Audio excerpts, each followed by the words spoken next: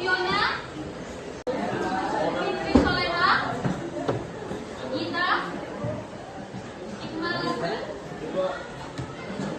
Maureen, Muhammad Zaki, Muhammad Raisi, Nabila, Najwa, Ocha, Putri, Insya, Raditya Warman, Rania Zura, Ralasya. Ada satu orang yang tidak hadir, itu si Fiona. Jadi kalau misalnya nggak ada keterangan atau gimana, kalau misalnya emang sakit, kirimkan surat biar nanti gurunya tahu dan nggak dibikin absen. Oke? Sebelum kita mulai, sudah siap kita menerima materi hari ini? Siap, Bu. Segala sesuatu yang hilangkan fokus Anda, tolong disimpan ya. Karena apa? Karena kita akan mulai pembelajaran lagi.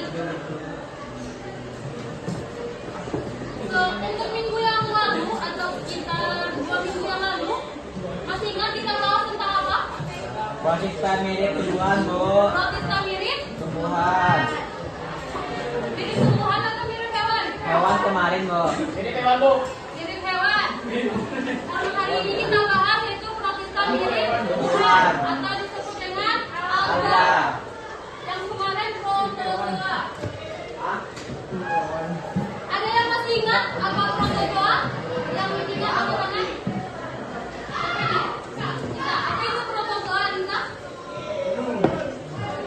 Protozoa adalah protista yang memiliki sifat sama dengan sifat yang dimiliki hewan, yaitu dapat bergerak dan cenderung atau melakukan organisme lain sebagai sumber nutrisi. Ya, yang dibilang sama Anissa tadi benar. Karena apa? Karena protozoa ini adalah protista yang mirip sama hewan. Karena apa? Karena dia itu memiliki ciri-ciri yang hampir sama dengan hewan. Karena apa? Kan dia ada heterotrof. Heterotrof masih ingat apa kemarin? Si apa? Tidak bisa membuat makanannya sendiri, atau dia memerlukan organisme lain dalam memperoleh makanan. Jadi hari ini kita bahas yang kedua. Itu tahu itu termasuk ke dalam tumbuhan sejati atau tidak? Sejati? Kenapa sejati?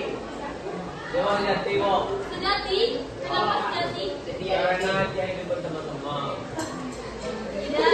Sebenarnya si rumput laut ini atau alga itu tidak termasuk ke dalam tumbuhan yang sejati. Karena apa? Ada yang tahu? Ini aja belum jelas akar, batang, dan daunnya, Bu. Karena tidak jelas. Iya, benar ya. Kalau rumput laut atau disebut dengan alga, itu kita tidak dapat membedakan antara batang, daun, dan akarnya. Karena bentuknya itu sama aja. Lain halnya dengan tumbuhan lain. Contohnya kayak tumbuhan mangga atau pohon mangga. Kalian bisa membedakan antara daun dan batangnya? Lah, Bu. Kenapa? Karena bentuknya itu jauh berbeda. Makanya kita bisa membedakannya. Lain halnya dengan si alga ini. Kalau alga, dia itu bentuknya sama aja. Dari atas sampai bawah sama aja. Sebelum itu untuk tujuan pembelajarannya, di mana nanti kalian atau Ananda dapat menjelaskan kembali apa ciri-ciri dari protista yang mirip hewan, mirip tumbuhan atau disebut dengan alga, dan klasifikasinya atau jenis-jenis dari si alga ini. Kita bahas satu. Yang pertama itu ada pengertiannya, yang mana alga ini atau disebut dengan gambang, yaitu protista fotoautotrof. Fotoautotrof. Ada yang tahu fotoautotrof? Membuat makanan sendiri. Dia membuat makanan sendiri. Ini autotrof. Yang fotonya apa? Fotosintesis. Cahaya. Lebih tepatnya cahaya ya. Ya, Bu. Jadi, ya dia membuat makanannya sendiri dibantu oleh cahaya matahari. Makanya dia dapat membuat makanan sendiri dengan cara fotosintesis. Yang foto itu cahaya. Oke? Dan si alga ini memiliki klorofil dan mampu berfotosintesis seperti tumbuhan pada umumnya. Tetapi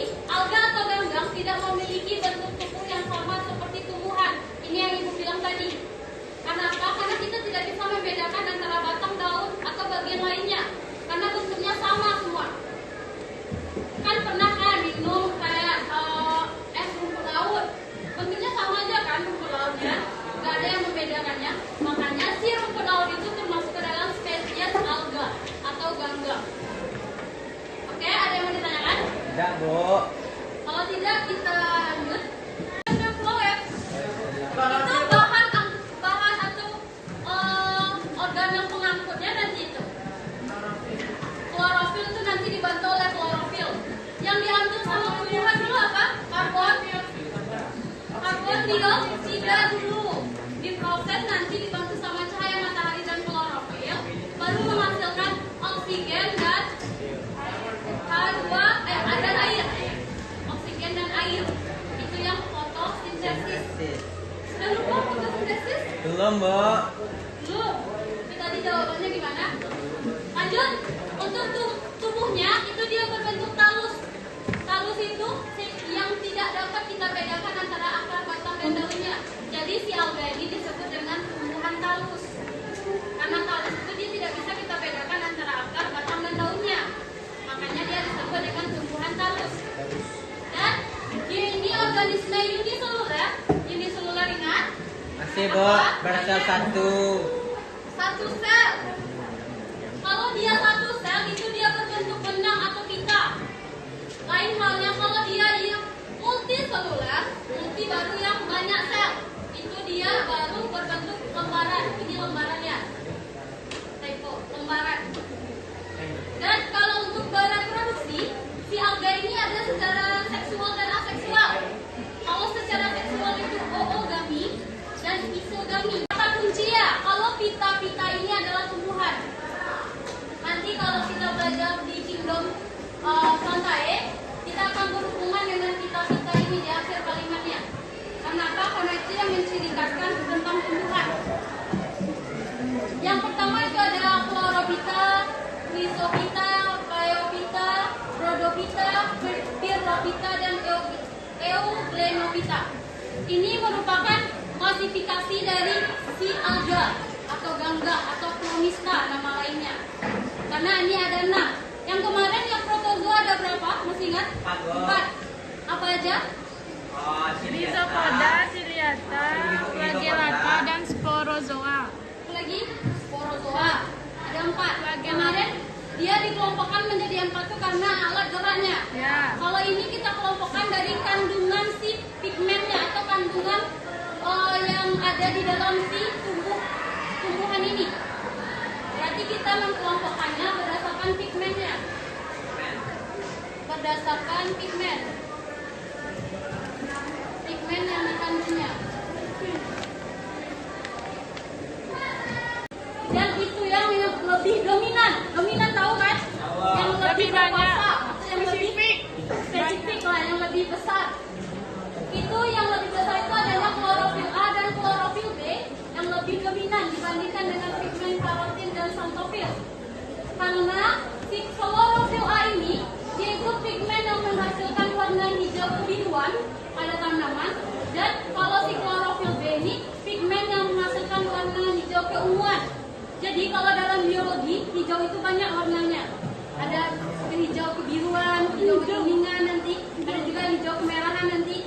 Itu banyak. Kalau di dalam biologi itu bukan hijau itu bukan hijau tok aja. Banyak macam hijaunya.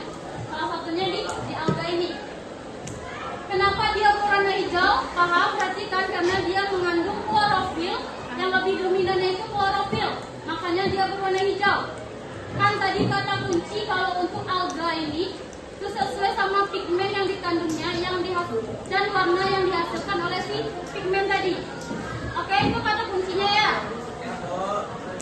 Dan si Chlorophyta ini sebagian besarnya hidup di perairan air tawar, tapi juga ditemukan di lingkungan yang lembab seperti tanah atau batang pohon yang lembab. Contohnya itu ada Ulva sp. Tapi kalau untuk contoh yang lebih lanjutnya nanti bisa ditambah aja di dalam LKPD-nya. Untuk alga hijau ada yang mau ditanyakan? Ya, Bu. Paham berarti? Oke, kita lanjut yang kedua. Alga emas. Alga merah ini, di dalam alga emas ini, itu dia memiliki warna dominan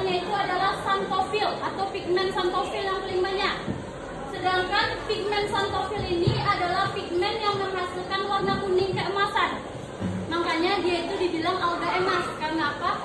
Si pigmen yang lebih dominan di dalam si alga ini itu adalah xanthophyll. Si xanthophyll ini dia menghasilkan warna kuning keemasan, makanya dia dikatakan emas. Kan tadi ciri khasnya itu kan pigmen yang dihasilkan tadi. Dan dia ini tersusun atas satu sel atau banyak sel dan memiliki kloroplas berbentuk cakram, pita ataupun oval. Untuk kelompok ini tuh biasanya hidup di air tawar dan ada juga di air laut. Dan untuk contohnya ada Novicula sp dan Pinularia sp. Kurang lebih bentuknya seperti ini.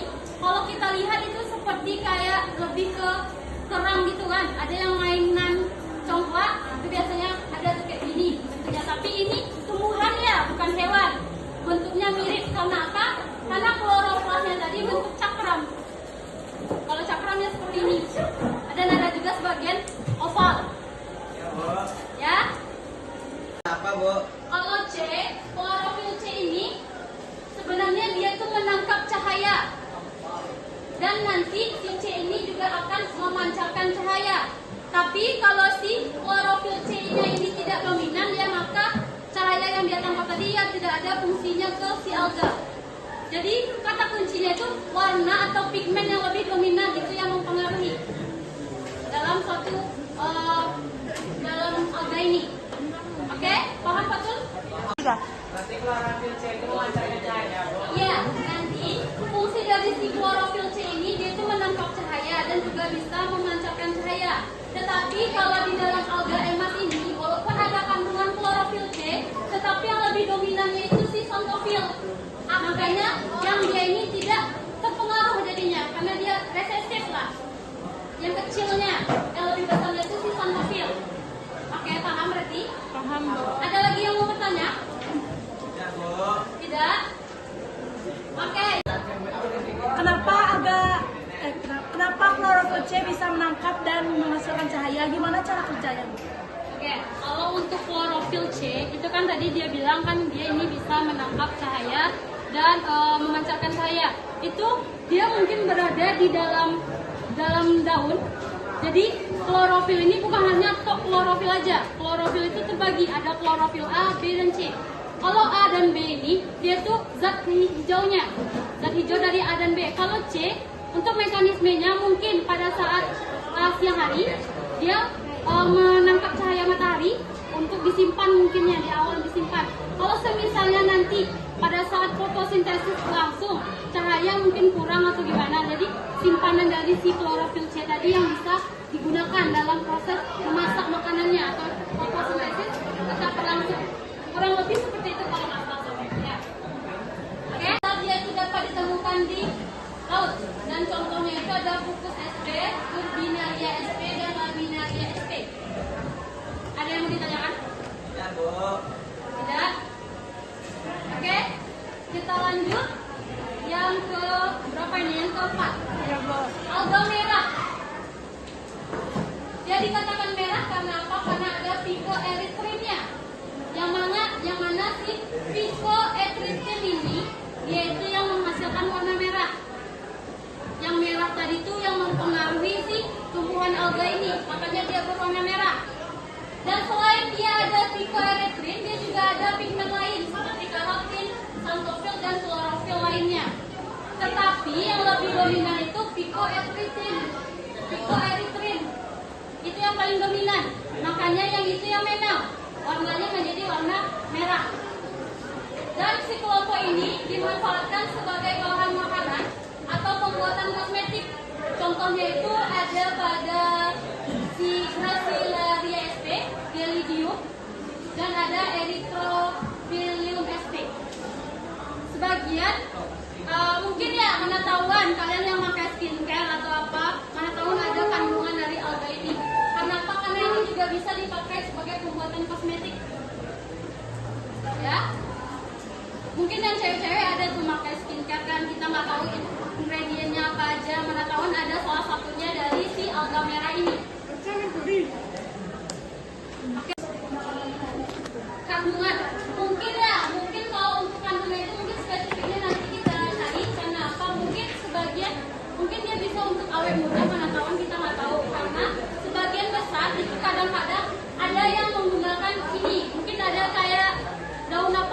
yang dijadikan sabun. Mungkin dia sama halnya dengan itu, mungkin untuk itulah. Mungkin kalau untuk kandungan LKPD ini free semua kan? Oke, kita akan lakukan diskusi. Enggak yang alga. Oke, yang ada yang belum ngoprek nanti bikin aja di buku catatannya. Untuk hari ini, Ibu maafkan. Jadi untuk diskusi boleh di teman sekelompok atau sama teman di depannya juga boleh. Dan untuk waktunya itu sekitar 10 menit. Nanti kalau ada yang mau ditanyakan boleh ditanyakan. Oke, silakan mengerjakannya.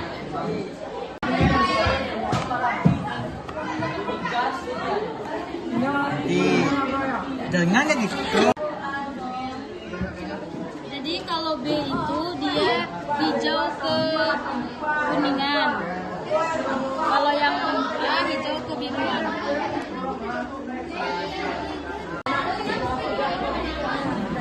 Wih, keren. Keren wah. Sama ya.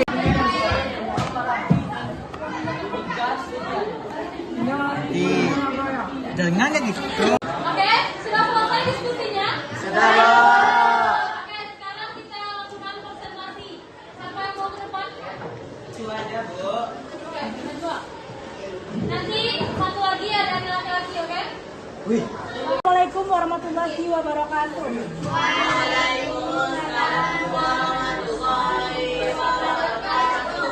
Jadi sekarang saya akan mempresentasikan hasil diskusi kelompok kami kelompok 4. Jadi alga adalah organisme akuatik yang menyerupai tumbuhan dan memiliki kemampuan untuk berfotosintesis. Ciri-ciri alga di antara lain eukariotik, memiliki besar yang variatif seperti ukuran mikroskopik dan makroskopik.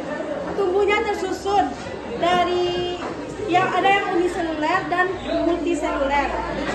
Memiliki sifat kloropita, memiliki ciri-ciri sebagai berikut. Memiliki pigmen klorofil hijau yang memberikan warna hijau. Mobilitasnya di perairan, mempunyai pirenoid untuk menyimpan cadangan amino, menghasilkan oksigen melalui fotosintesis, dan selnya bersifat eukariotik. Alga emas memiliki ciri-ciri sebagai berikut. Berwarna keemasan, memiliki pigmen karoten dan xanthophyll.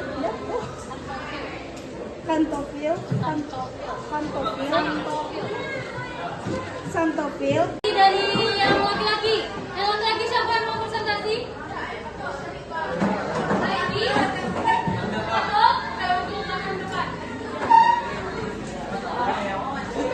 Warahmatullahi wabarakatuh. coba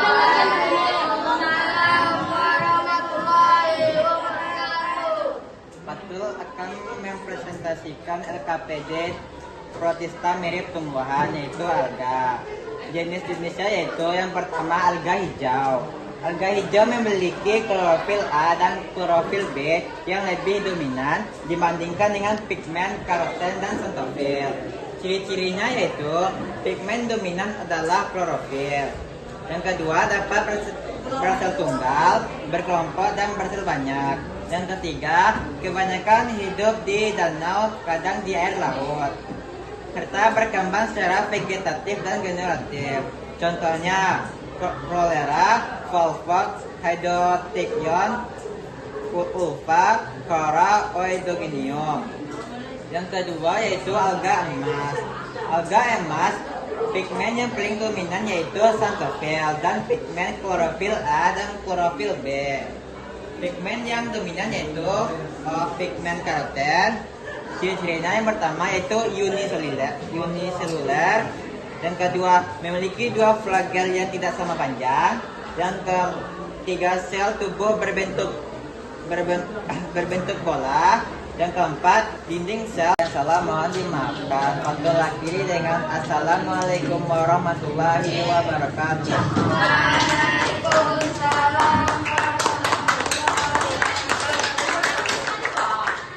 Oke, terima kasih kepada Najwa sama Fatul atas presentasinya tadi.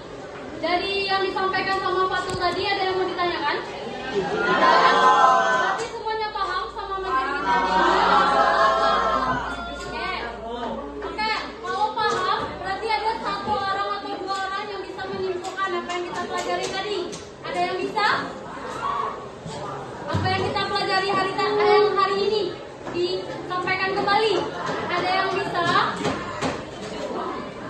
tadi katanya paham. Siapa yang bisa? Ya, Lanjut, oke, lanjut silakan. dari kesimpulan yang kita pelajari tadi, alga adalah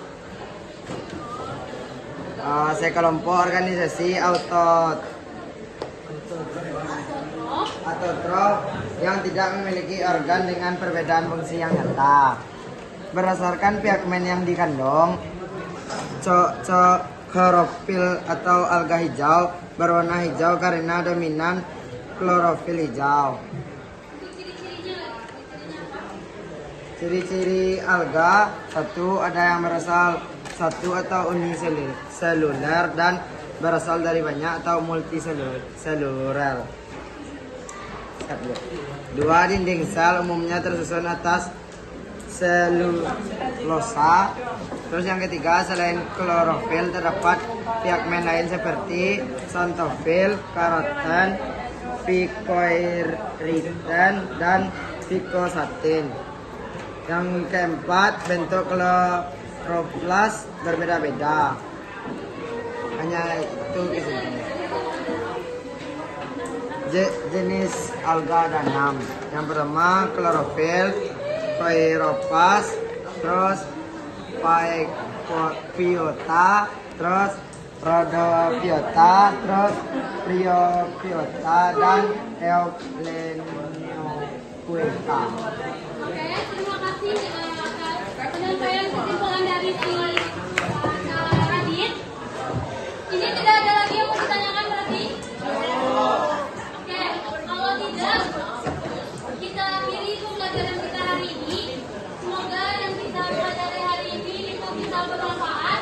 Dan nanti untuk materinya akan ibu kirimkan di WA Group yang bisa kalian pahami lebih lanjut nanti di rumah. Sebelumnya itu ibu berterima kasih atas partisipasi Anda semua karena merasa pembelajaran kita ini dapat berjalan lancar. Sebelum itu, mari kita ucapkan hamdalah.